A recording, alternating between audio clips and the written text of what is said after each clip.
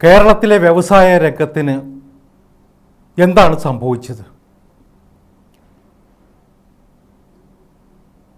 ലോകം മുഴുവൻ, ഇന്ത്യ മുഴുവൻ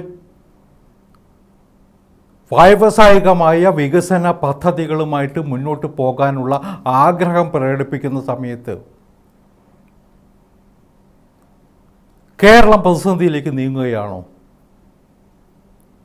ഈ നിലയ്ക്ക് പോയാൽ മതിയോ കേരളം? കേരളത്തിനൊരു മാറ്റം അനിവാര്യമല്ലേ? ഇത്ര വലിയ ഭൂരിപക്ഷത്തോടെ അധികാരത്തിലേറിയ ഒരു സർക്കാരിന്, ശക്തനായ മുഖ്യമന്ത്രിക്ക് മാറ്റങ്ങൾ കൊണ്ടുവരാൻ കഴിയേണ്ടതല്ലേ? ഇത്തരം ചില ചോദ്യങ്ങൾ ഇപ്പോൾ ഉന്നയിക്കാൻ കാരണം നിങ്ങൾക്കൊക്കെ അറിയാം. എറണാകുളം ജില്ലയിലെ കിഴക്കമ്പലത്തുണ്ടായിരുന്ന കിറ്റെക്സ് എന്ന് പറയുന്ന സ്ഥാപനം അവരുടെ വികസന പദ്ധതികളുമായിട്ട് കേരളത്തിന് പുറത്തേക്ക് പോകുന്ന ഒരു ചിത്രം നമ്മൾ കാണുന്നു.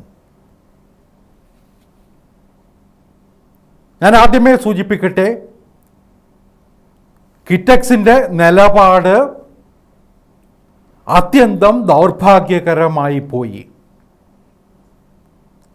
കേരളത്തിൽ ദശാബ്ദങ്ങളായിട്ട് പ്രവർത്തിക്കുന്ന, കേരളത്തിൻ്റെ മണ്ണും വൈദ്യുതിയും ജനസേവനവും ഒക്കെ പ്രയോജനപ്പെടുത്തിയിട്ടുള്ള, യുവാക്കളുടെ ടാലൻസ് പ്രയോജനപ്പെടുത്തിയിട്ടുള്ള ഒരു പ്രസ്ഥാനം ഒരു സുപ്രഭാതത്തിൽ പിറന്ന മണ്ണിനെ തള്ളിപ്പറഞ്ഞുകൊണ്ട് പുറത്തേക്ക് പോകുന്ന ഒരു ചിത്രം, അത് ഒഴിവാക്കപ്പെടേണ്ടതായിരുന്നു. ആ കാര്യത്തിൽ ആ കമ്പനി മാനേജ്മെൻറ്റും ഒരു പുനർചിന്തനം നടത്തേണ്ടതുണ്ട് എന്ന് ശക്തമായിട്ട് വാദിക്കുന്നവരിൽ ഒരാളാണ് ഞാൻ. വ്യവസായ രംഗത്ത് ഞാൻ നേരത്തെ സൂചിപ്പിച്ചു, ദശാബ്ദങ്ങളായിട്ട് അവരുണ്ട്. ഇപ്പോഴത്തെ അതിൻ്റെ മേധാവികളുടെ പിതാവിന് കേരളത്തിലെ മുഴുവൻ രാഷ്ട്രീയ നേതാക്കന്മാരുമായിട്ടും നല്ല ബന്ധമുണ്ടായിരുന്നു. എല്ലാവർക്കും വേണ്ടപ്പെട്ട ആളായിരുന്നു അവർ. പക്ഷെ പെട്ടെന്നാണ് ഒരു വെളിപ്പാടെന്ന നിലയിൽ കേരളത്തിലെ പൊതുസമൂഹത്തെ മുഴുവൻ ആക്ഷേപിച്ചുകൊണ്ട്, കേരളത്തിലെ ജനതയെ തന്നെ ആക്ഷേപിച്ചുകൊണ്ട് അവർ പുറത്തേക്ക് പോകുന്നത്. അനവധി പ്രശ്നങ്ങൾ ഉണ്ടാകാം, ഇല്ല എന്നൊന്നും ഞാൻ പറയുന്നില്ല. പക്ഷേ ഇവിടെ നമ്മൾ ചിലത് കൂടി പരിശോധിക്കേണ്ടതുണ്ട്. ഏതാനും വർഷങ്ങൾക്ക് മുമ്പാണ് അവർ കിഴക്കമ്പലം പഞ്ചായത്തിൽ ഒരു സംഘടനയുണ്ടാക്കി. നോൺ പൊളിറ്റിക്കൽ ഓർഗനൈസേഷൻ എന്നൊക്കെയാണ് ആദ്യം പറഞ്ഞത്, രാഷ്ട്രീയേതര പ്രസ്ഥാനമെന്ന്. 2020 എന്നാണ് അതിന് പേരിട്ടത്. പിന്നീട് അവിടുത്തെ തെരഞ്ഞെടുപ്പിൽ മത്സരിച്ചു പഞ്ചായത്തിൽ. ആ പഞ്ചായത്തിൻ്റെ ഭരണം അവർ കരസ്ഥമാക്കി. ഇക്കഴിഞ്ഞ പഞ്ചായത്ത് തെരഞ്ഞെടുപ്പിൽ തൊട്ടടുത്തുള്ള പഞ്ചായത്തുകളിലേക്കും കൂടി അവരവരുടെ പ്രവർത്തനം വ്യാപിപ്പിച്ചു. വേറെയും ചില പഞ്ചായത്തുകൾ ഇന്ന് അവരുടെ അധീനതയിലായി. അപ്പോൾ ഈ കിറ്റെക്സിൻ്റെ അല്ലെങ്കിൽ അവരുടെ പൂർവ്വസ്ഥാപനമായിട്ടുള്ള ഇപ്പോൾ നിലനിൽക്കുന്ന അന്ന അലുമിനിയം കമ്പനിയുടെ CSR ഫണ്ടുകൾ വികസന പ്രവർത്തനം, സ്വന്തം നാട്ടിൻ്റെ വികസന പ്രവർത്തനത്തിനായിട്ട് ഉപയോഗിക്കാൻ കഴിഞ്ഞു എന്നതാണ് അവർ ചൂണ്ടിക്കാണിക്കുന്ന മഹത്വം. നല്ല കാര്യം തന്നെ. പക്ഷേ കേരളത്തിൽ ഒരു കമ്പനിയുടെ സ്ഥാപകൻ അല്ലെങ്കിൽ കമ്പനിയുടെ മേധാവി കൊടിയും പിടിച്ച് രാഷ്ട്രീയ പ്രവർത്തനത്തിന് ഇറങ്ങുന്ന ശൈലി മുമ്പ് കണ്ടിട്ടില്ല. ഇവിടെ അതാണ് ഉണ്ടായത്. കഴിഞ്ഞ നിയമസഭാ തെരഞ്ഞെടുപ്പിൽ അവർ മത്സരിച്ചു കുറേ മണ്ഡലങ്ങളിലും.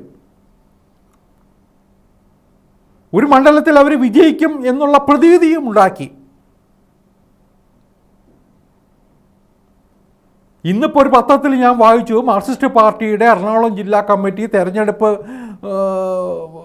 വിജയത്തെയും പരാജയത്തെയും വിശകലനം ചെയ്തുകൊണ്ട് പറയുന്നത്, പല കാരണങ്ങൾ, അവരുടെ വിശകലനങ്ങൾ പലതും ഉണ്ടാകാം. അതിലവർ പറയുന്നു 2020 എറണാകുളം ജില്ലയിൽ വ്യാപകമായിട്ട് മത്സരിച്ചതുകൊണ്ടാണ് CPM-ന് അല്ലെങ്കിൽ ഇടതു മുന്നണിക്ക് ഇത്ര വലിയ വിജയം നേടാൻ കഴിഞ്ഞത് എന്ന്. അപ്പോൾ ഒരർത്ഥത്തിൽ CPM പോലും അവരുടെ ശക്തിയെ അഡ്മിറ്റ് ചെയ്യുന്നു, അക്സെപ്റ്റ് ചെയ്യുന്നു എന്നല്ലേ. പക്ഷെ തെരഞ്ഞെടുപ്പിന് ശേഷം പെട്ടെന്ന് ഈ 2020 മേധാവിമാരായ ഈ കിറ്റക്സിൻ്റെ മേധാവിമാർ കേരളം വിടാൻ തീരുമാനിക്കുന്നു. അവരുടെ സ്ഥാപനത്തിൽ ചില പരിശോധനകൾ നടന്നു എന്നതാണ് ആക്ഷേപം.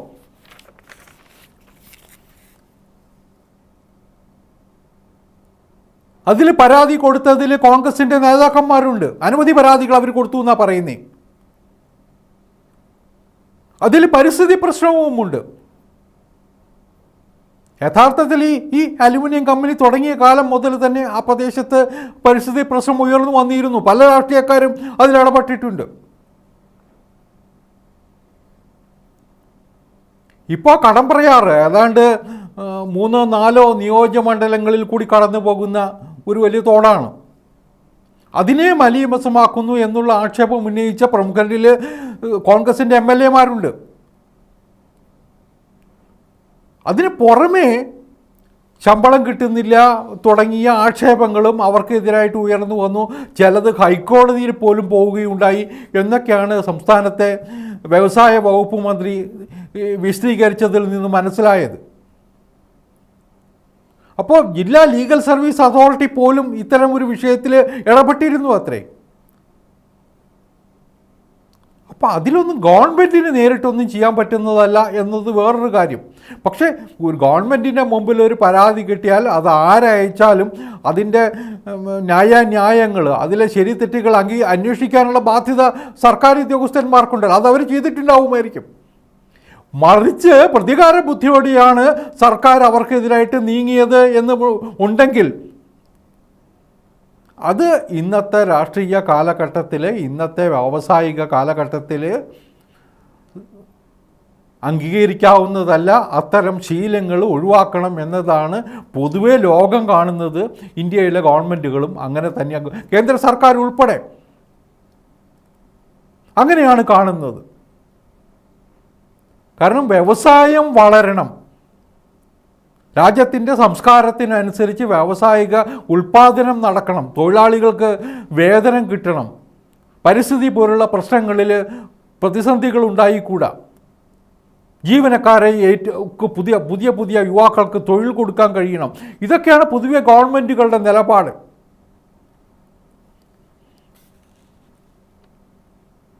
പക്ഷേ ഈ പുതിയ ഇടതുപക്ഷ സർക്കാർ അല്ലെങ്കിൽ പിണറായി വിജയൻ്റെ 2ാം ഗവൺമെൻറ് വന്നതിന് ശേഷം നടന്നു എന്ന് പറയുന്ന ഈ അന്വേഷണങ്ങൾക്കും പരിശോധനകൾക്കും പിന്നിൽ ഒരു രാഷ്ട്രീയ ലക്ഷ്യമുണ്ടായിരുന്നു, രാഷ്ട്രീയ ദുഷ്ടലാക്കുണ്ടായിരുന്നു എന്നതാണ് കിറ്റക്സ് ഉന്നയിക്കുന്ന ആരോപണം.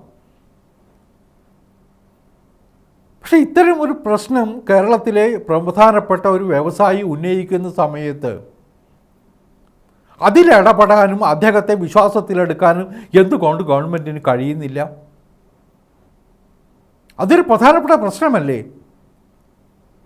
മുഖ്യമന്ത്രിക്ക് ഉൾപ്പെടെ അടുത്ത് ബന്ധമുള്ള കുടുംബമാണിത്. പക്ഷേ ഇടപെടൽ നടക്കുന്നില്ല. അല്ലെങ്കിൽ വ്യവസായ മന്ത്രി ഈ ജില്ലക്കാരനാണ്, അദ്ദേഹത്തിന് ഇടപെടാൻ കഴിയുന്നില്ല, പരിഹരിക്കാൻ കഴിയുന്നില്ല. ഞാനിവിടെ ഓർക്കുന്ന ഒരു സംഭവം, സിംഗൂർ നമ്മുടെയൊക്കെ മനസ്സിലുണ്ടാവും. ബംഗാളിൽ ടാറ്റ നാനോ കാർ ഉണ്ടാക്കാനുള്ള ഫാക്ടറി തുടങ്ങാൻ നിശ്ചയിച്ച സ്ഥലം. അന്നത്തെ ഇടതുപക്ഷ സർക്കാരാണ് ബംഗാളിൽ. അവർ സ്ഥലം ഏറ്റെടുത്ത് കൊടുത്തു. സിംഗൂരിൽ കൃഷിഭൂമിയാണ്. അവിടെ കൃഷിഭൂമി ഏറ്റെടുത്ത് കൊടുത്തതിനെതിരായിട്ടാണ് മമതാ ബാനർജി സമരം ചെയ്തതും മമതയുടെ ഒരു TMC എന്ന തൃണമൂൽ കോൺഗ്രസ് എന്ന നിലയ്ക്കുള്ള രാഷ്ട്രീയ രംഗപ്രവേശമൊക്കെ ചരിത്രം അതാണ്. CPMൻ്റെ ബംഗാളിലെ തകർച്ചയ്ക്ക് വഴിവെച്ച സംഭവവും അതാണ്. 100 കണക്കിന് ഏക്കർ ടാറ്റ വാങ്ങിയെങ്കിലും അവസാനം അവർക്ക് അവിടെ ഫാക്ടറി തുടങ്ങാനാവാതെ പുറത്തു പോകാൻ തീരുമാനിക്കുന്നു. ഇതറിഞ്ഞ ഉടനെ നരേന്ദ്രമോദി, അന്ന് അദ്ദേഹം ഗുജറാത്ത് മുഖ്യമന്ത്രിയാണ്, ടാറ്റയെ ബന്ധപ്പെടുന്നു. മുഖ്യമന്ത്രി തന്നെ ടാറ്റയുമായിട്ട് സംസാരിക്കുന്നു. 2 ദിവസത്തിനകത്ത് ടാറ്റ നേരിട്ട് ഗുജറാത്തിലെത്തുന്നു. അദ്ദേഹം ഗുജറാത്തിലെത്തുമ്പോൾ ഒരു സീനിയർ IAS ഉദ്യോഗസ്ഥനെ ഏൽപ്പിച്ചിരിക്കുകയാണ് സ്ഥലം കാണിച്ചു കൊടുക്കാൻ.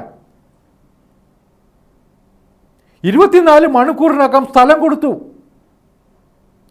അതിൻ്റെ രേഖകൾ 48 മണിക്കൂറിനകം ടാറ്റയ്ക്ക് കിട്ടി.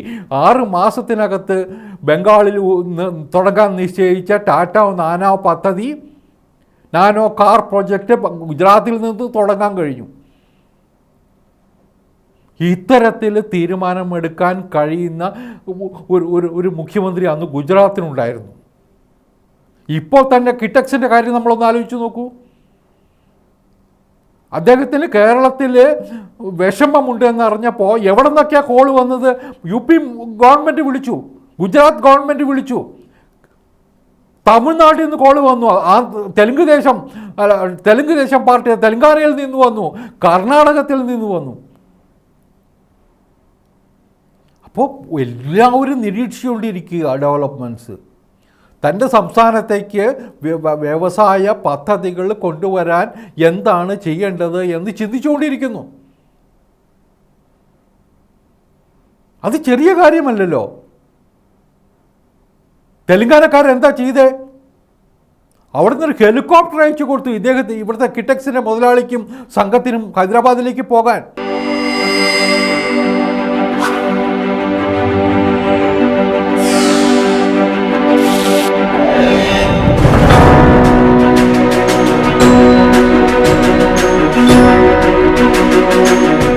തെലങ്കാനക്കാരെന്താ ചെയ്തേ?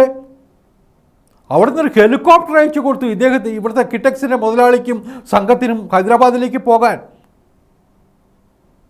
വാറങ്കലിനടുത്തുള്ള ഒരു ടെക്സ്റ്റൈൽ പാർക്കിൽ അവർക്ക് സ്ഥലം കൊടുക്കുന്നു.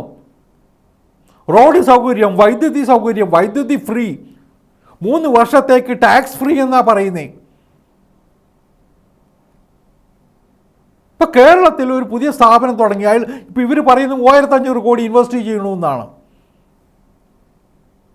3500 കോടി ഇൻവെസ്റ്റ് ചെയ്യാൻ എത്ര ലാൻഡ് വേണം, എത്ര ഭൂമി വേണം, അതെവിടെ ലഭ്യമാണ്, അത് വാങ്ങാൻ എത്ര കോടി ഉറുപ്പിക വേണം? ഇവിടെ ഇൻബിൽട്ട് സൗകര്യങ്ങൾ കൊടുക്കുന്നു തെലങ്കാനക്കാർ. അപ്പോൾ ഇത് നമ്മൾ കേരളം കണ്ടു പഠിക്കേണ്ടതല്ലേ?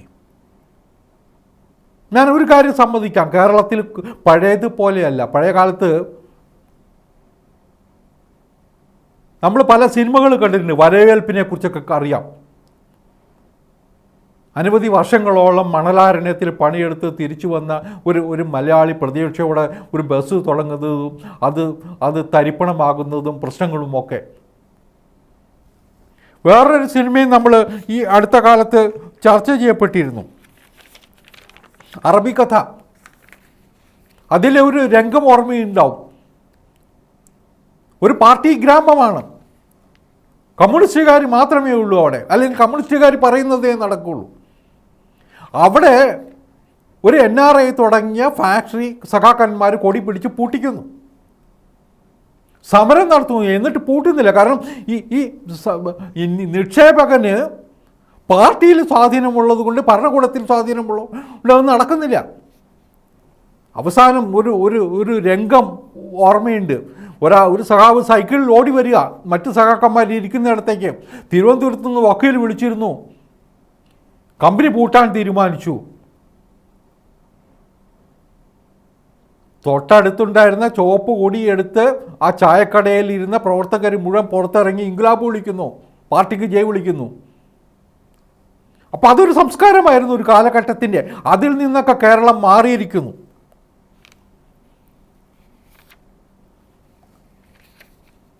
ഇന്ന് നോക്കുകൂലി നമുക്കൊരു ഉദാഹരണമാണ്.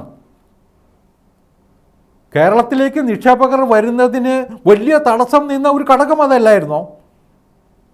കേരളത്തിൻ്റെ മുഖം വൃത്തികേടാക്കിയ ഒരു പ്രശ്നമായിരുന്നില്ലേ അത് തടയാൻ പിണറായി വിജയന് കഴിഞ്ഞു. അത് പിണറായി വിജയനെ കഴിയുമായിരുന്നുള്ളൂ എന്ന് വിചാരിക്കുന്ന ഒരാളാണ് ഞാൻ. പക്ഷേ ഇന്നും അത് പല ഭാഗത്തും നടപ്പിലാകുന്നുണ്ട്. അത് ഗവൺമെൻറ്റിൻ്റെ കുഴപ്പമല്ല, നിയമത്തിൻ്റെ വഴിക്ക് പോകാത്തതിൻ്റെ കുഴപ്പമാണ്, എക്സിക്യൂട്ടീവ് മെഷീനറിയുടെ പ്രശ്നമാണ്. അതിൽ ഉൾപ്പെടുന്നവരെ ശിക്ഷിക്കാനുള്ള ചുമതല പാർട്ടിക്കുമുണ്ട്. അതും വേറൊരു കാര്യം. അതുകൊണ്ട് പ്രധാനപ്പെട്ട കുറേ മാറ്റം കേരളത്തിൽ ഉണ്ടായിട്ടുണ്ട്. അന്തരീക്ഷം മാറിയിട്ടുണ്ട്. ഇവിടെ നമുക്ക് റോഡ് കണക്ടിവിറ്റി ഉണ്ട്, ഭേദപ്പെട്ട റോഡ് കണക്ടിവിറ്റി ഉണ്ട്. ഇന്ന് നാഷണൽ ഹൈവേ വികസനത്തിന് വേണ്ടിയിട്ട് വളരെ ഉത്സാഹത്തിലുള്ള ശ്രമങ്ങൾ ഈ ഗവൺമെൻറ് നടത്തുന്നില്ലേ? കേന്ദ്രം പണം കൊടുക്കുന്നുണ്ട്, പക്ഷേ ഇവിടെ സ്ഥലം ഏറ്റെടുത്ത് കൊടുക്കാത്തതായിരുന്നു പ്രശ്നം. അവിടെ പിണറായി വിജയൻ വന്നതിന് ശേഷം മാറ്റം ഉണ്ടായിട്ടുണ്ട്, ഇല്ല എന്ന് പറയാൻ കഴിയുമോ? വികസന പദ്ധതിക്ക് വേണ്ടി ലാൻഡ് കൊടുക്കേണ്ടി വരും, ഭൂമി കൊടുക്കേണ്ടി വരും, അതിൽ ബുദ്ധിമുട്ടുണ്ടാകും. വികസന പദ്ധതിയിൽ നിന്ന് പിന്നാക്കം പോകാൻ പറ്റില്ല എന്ന് തുറന്നു പറഞ്ഞൊരു മുഖ്യമന്ത്രിയാണ് ഇവിടെ ഉള്ളത്. ഗെയിൽ പദ്ധതി നടപ്പിലാക്കുന്നതിന് തടസ്സം നിന്നപ്പോൾ അതിനെ അട്ടിമറിച്ചുകൊണ്ട് ആ പദ്ധതി നടപ്പിലാക്കാൻ എന്ത് തടസ്സം വന്നാലും മുന്നോട്ട് പോകണമെന്ന് നിർദ്ദേശം കൊടുത്ത മുഖ്യമന്ത്രിയും ഇത് തന്നെയാണ്. അതൊക്കെ നമ്മൾ കാണാതിരുന്നിട്ട് കാര്യമില്ല.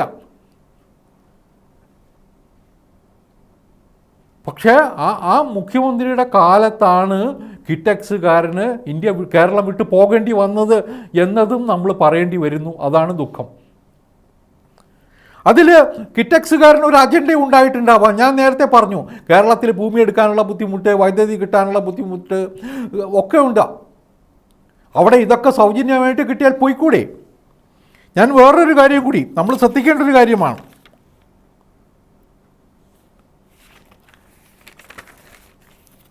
ഈ സ്ഥാപനം കേരളം വിട്ടു പോകാൻ തീരുമാനിച്ച ദിവസം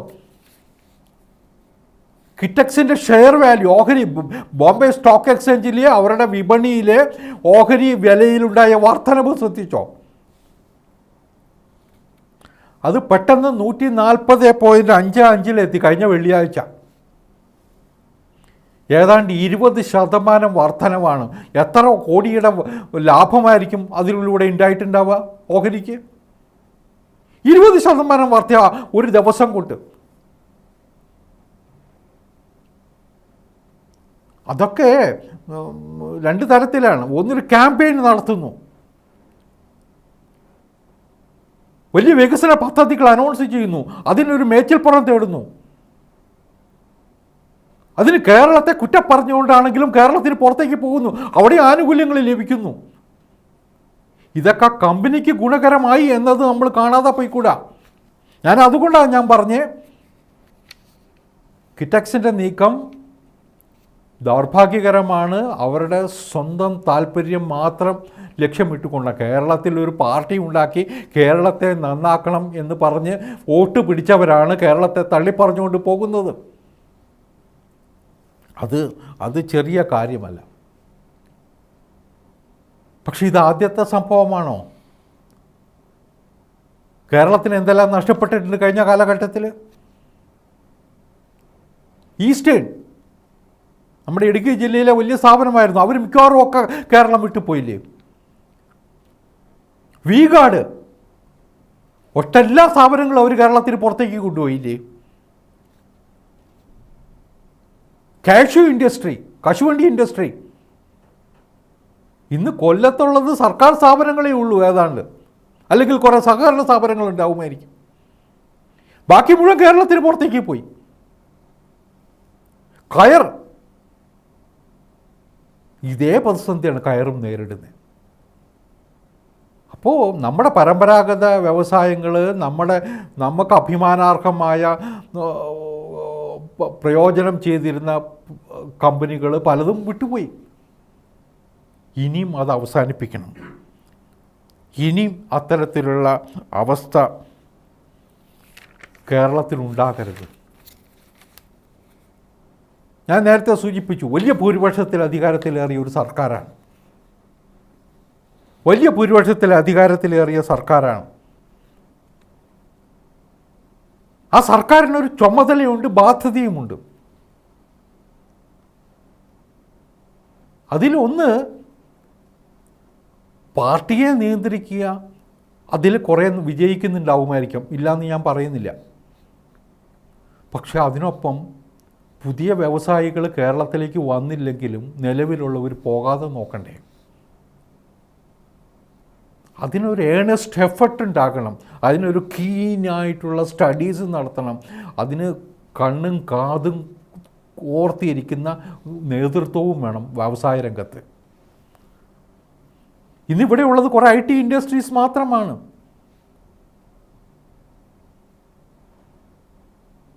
അവിടെ എന്തുകൊണ്ടാണ് പ്രശ്നങ്ങളില്ലാത്തത്?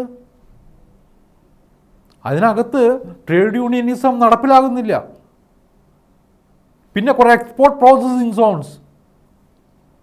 ഈ അടുത്ത കാലത്ത് CPM ഒരു നേതാവ് പറയുന്നത് ഞാൻ കേട്ടു, ഇവിടെ MSME സെക്ടറിൽ വലിയ മാറ്റമുണ്ടായിട്ടുണ്ടെന്ന്.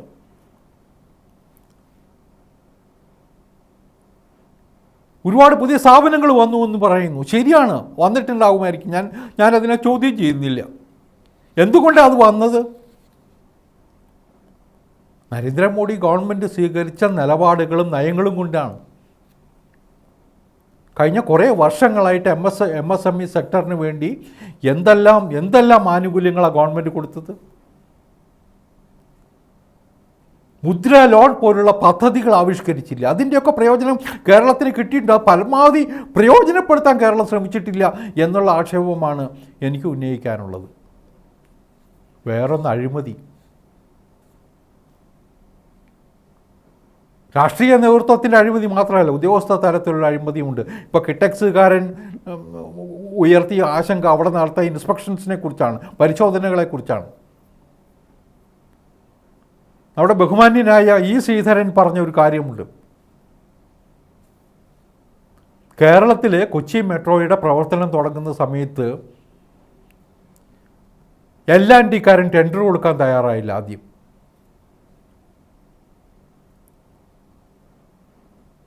അപ്പോൾ L&Tക്കാരനുമായിട്ട് ഡൽഹി മെട്രോയുടെ പ്രവർത്തനത്തിൽ ഉണ്ടായിരുന്ന ആളാണ് അവർ. ശ്രീധരൻ സംസാരിച്ചു. അദ്ദേഹം പറഞ്ഞു, കേരളത്തിലേക്ക് ഞങ്ങളില്ല എന്നായിരുന്നു L&T എടുത്ത നിലപാട്. ഇവിടെ സമരമുണ്ടാകും, കൊടി പിടിക്കും, വഴിയെ പോണ രാഷ്ട്രീയക്കാർക്ക് മുഴുവൻ പണം കൊടുക്കേണ്ടി വരും, ഞങ്ങൾക്ക് ആത്മാർത്ഥമായിട്ട് ഈ പദ്ധതി വിഭാവനം ചെയ്യുന്ന നിലയ്ക്ക് തീർക്കാൻ പറ്റില്ല, നടപ്പിലാക്കാൻ കഴിയില്ല.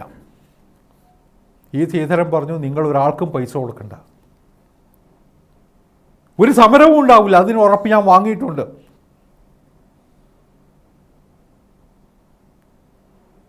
പൈസ ചോദിച്ച് ആരെങ്കിലും വന്നാൽ നിങ്ങൾ എന്നെ വിളിച്ച് പറഞ്ഞാൽ മതി, നിങ്ങൾ കൊടുക്കരുത്. ആ ഉറപ്പിൻ്റെ പുറത്താണ് കൊച്ചി മെട്രോവിൻ്റെ നിർമ്മാണ പ്രവർത്തനത്തിന് മുംബൈയിൽ നിന്നും പിന്നെ L&Tയും ഒക്കെ വന്നത്. അതുപോലെ ഒരു ഉറപ്പ് കൊടുക്കാൻ നമ്മുടെ മുഖ്യമന്ത്രിക്ക് കഴിയേണ്ടതല്ലേ കേരളത്തിൽ വരുന്നവർക്ക്?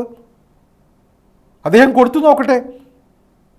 കേരളം മാറും, കേരളത്തിനെ മാറ്റാൻ കഴിയും. ഒരു ഉദാഹരണവും കൂടി. കൊച്ചിയിലൊരു നിക്ഷേപ സംഗമം നടത്തിയിട്ടുണ്ട്, കഴിഞ്ഞ പിണറായി ഗവൺമെൻറ്റിൻ്റെ കാലത്താണ്. വിദേശത്തു നിന്നടക്കം അനവധി പേര് വന്നു. ആ നിക്ഷേപ സംഗമത്തിൻ്റെ തലേന്ന് കേരളത്തിൽ ബന്ദായിരുന്നു, അഖിലേന്ത്യാ ബന്ദിൻ്റെ ഭാഗമായിരുന്നു. ഇവിടെ വിമാനത്താവളത്തിൽ ഇറങ്ങിയവർക്ക് കാറ് കിട്ടിയില്ല, യാത്ര ചെയ്യാൻ പറ്റിയില്ല. ഇതും കണ്ട് കേരളത്തിലെത്തുന്ന ഒരു വിദേശി ഇവിടെ നിക്ഷേപിക്കാൻ തയ്യാറാകുമോ?